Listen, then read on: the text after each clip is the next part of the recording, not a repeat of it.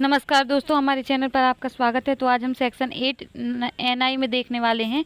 इसमें बताया गया है धारक को परिभाषित किया गया है। धारक कौन होगा? वचन पत्र, विनिमय पत्र या चेक के धारक से।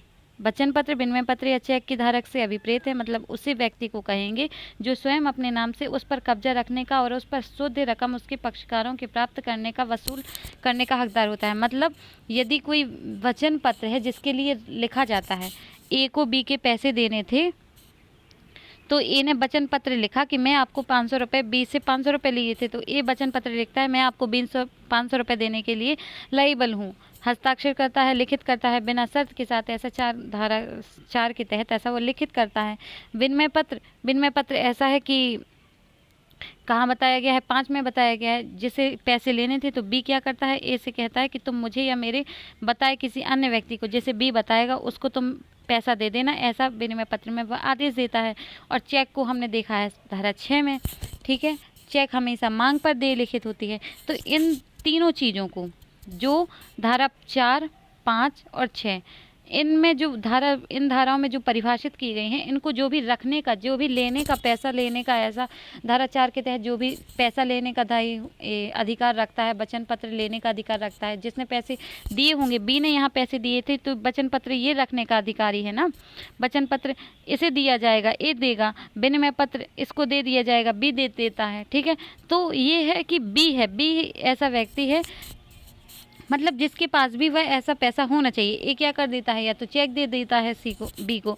तो जिसके पास ऐसी चीज़ होनी चाहिए जिससे को यह अधिकार होता है कि वह उस पैसे को प्राप्त कर सके। वचन पत्र में बताए पैसे को प्राप्त कर सके, विनिमय पत्र में जो बताया गया है उसको प्राप्त कर सके, चेक दी गई है तो उसको प्राप्त करने का अधिकारी हो। तो यदि वह अधिकार रखता है किसी भी तरीके से और उसे ही वह दी जाती है, तो वह उस वचन पत्र, विनिमय पत्र या चेक का धारक कहा जाता है। जहाँ की वचन पत्र, विनिमय पत्र या चेक खो जाता है या नष्ट हो जाता है, वहाँ उसका धारक वह व्यक्ति है जो कि ऐसा खो जाने, नष्ट हो जाने के समय ऐसा हकदार था। ऐसा है कि जैसे पहले ए था, एक वचन पत्र, विनिमय पत्र या चेक पर अधिकार रखता था। ए से क्या होता है कि ये चेक खो जाता है, ठीक है। वचन पत्र, विनिमय पत्र या चेक खो जाता है, ठीक है। अब क्या होता है, ये बी को मिल जाता है। तो इसका मतलब ये नहीं है कि ये जो डॉक्यूमेंट मिल गए हैं बी को, तो डॉक्यूमेंट मिलने बस से उसके पास अधिकार भी आ जाएगा, ऐसा नहीं होता। जो अधिकार ए का है वह ए का ही रहेगा, भले ही वह उसका खो गया है। तो जब भी मिलेगा उसका धारक जो माना जाएगा वो ए ही माना जाएगा, क्योंकि पहले भी वही था।